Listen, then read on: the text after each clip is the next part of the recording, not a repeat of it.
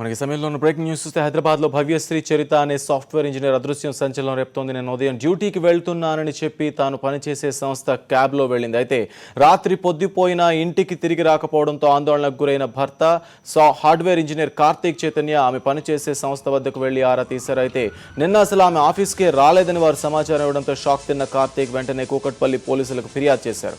2.5 ఏళ్ల క్రితం ప్రేమ వివాహం చేసుకున్న కార్తీక్ చైతన్య భవ్యశ్రీ చరిత కేపీహెచ్పీ కాలనీలో 7వ ఫేజ్లో నివాసం ఉంటున్నారు. వారిద్దరూ కూడా విజయవాడకు చెందినవారు.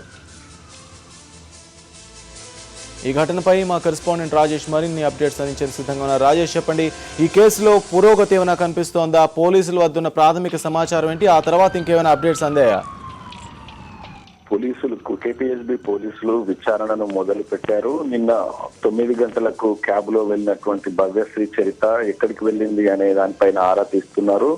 ఎవరైతే తోటి ఉద్యోగులు కానీ భవ్యశ్రీ చరిత పాటు క్యాబ్ లో ప్రయాణిస్తారో వారిని అందరినీ కూడా నిన్న సాయంత్రమే ప్రశ్నించడం జరిగింది. అయితే భవ్యశ్రీ చరిత నిన్న క్యాబ్ లో ఎక్కలేదు అని వాళ్ళు పోలీసులకు తెలిపినట్టుగా తెలుస్తుంది. అదేవిధంగా ఏదైతే మాదాపూర్ లో ఉన్నటువంటి ఓపెన్ టెస్ట్ టెక్నాలజీస్ కంపెనీ ప్రతినిధులు కూడా నిన్న భవ్యశ్రీ తమ యొక్క ఆఫీస్ కు రాలేదని పోలీసులకు వెల్లడించారు. అయితే భవ్యశ్రీ ఎక్కడికి వెళ్ళింది ఏంటనే దానిపైన పోలీసులు ప్రస్తుతానికి ఆరా తీస్తున్నారు. ముఖ్యంగా తనంతటా తానే ఎక్కడికైనా వెళ్ళిపోయిందా, కుటుంబ తగాదాలు ఉన్నాయా, భార్య భర్తల మధ్య మనస్పర్ధలు ఏమైనా ఉన్నాయనే కోణంలో పోలీసులు ప్రస్తుతానికి ఆరా తీస్తున్నారు.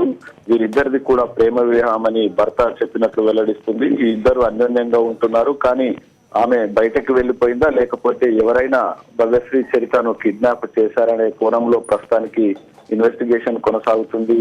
శ్రీరామ్, రైట్, వీళ్ళిద్దరి మధ్య ఏమైనా వివాహం తర్వాత ఏమైనా గొడవలు ఉన్నట్టు ఎక్కడైనా తెలిసిందా? చుట్టుపక్కల ఉన్న వాళ్ళు కానీ అలాంటి ఏమైనా రిపోర్ట్ చేస్తున్నారా? అయితే ముఖ్యంగా భవ్యశ్రీ చరిత తాను క్యాబ్ లో ఎక్కిన తర్వాత భర్తకు SMS పెట్టింది, తాను క్యాబ్ లో ఎక్కానని. తర్వాత 1 అవర్ తర్వాత భవ్యశ్రీ చరిత యొక్క భర్త కార్తిక్ ఆమెకు కాల్ చేశాడు. అయితే ఎంతకీ కాల్ అటెండ్ చేయలేదు. ఆఫీస్ లో బిజీగా ఉందనుకొని కార్తిక్ భావించాడు. అయితే సాయంత్రం వరకు కూడా తన యొక్క ఆచూకీ తెలియకపోవడం, ఫోన్లు ఎత్తకపోవడంతో అనుమానం వచ్చినటువంటి కార్తిక్ మొదటగా కంపెనీ వద్దకు వెళ్ళాడు. కంపెనీ వద్ద కొంత సమాచారాన్ని సేకరించాడు. అయితే వారు అక్కడ రాలేదని చెప్పారు. దీంతో అనుమానం వచ్చినటువంటి కార్తిక్ పోలీసులకు ఫిర్యాదు చేయడం జరిగింది. అయితే స్థానికులు మాత్రం వీరిపైన తమకు అంత సమాచారం లేదు, ఇద్దరు బాగా కలిసిమెలిసి ఉండేవారు, తమకు తెలిసినంత మట్టుకు ఎలాంటి గొడవలు లేదని చెప్తున్నారు. కానీ అంతర్గతంగా వీరి మధ్య ఏమైనా విభేదాలు ఉన్నాయా? ఎందుకంటే భవ్యశ్రీ చరిత గత కొన్ని రోజులుగా కూడా ఆ కంపెనీకి ఆఫీస్ కు విధులకు వెళ్ళట్లేదని పోలీసుల ప్రాథమికంలో వెల్లడైనట్లు తెలుస్తుంది.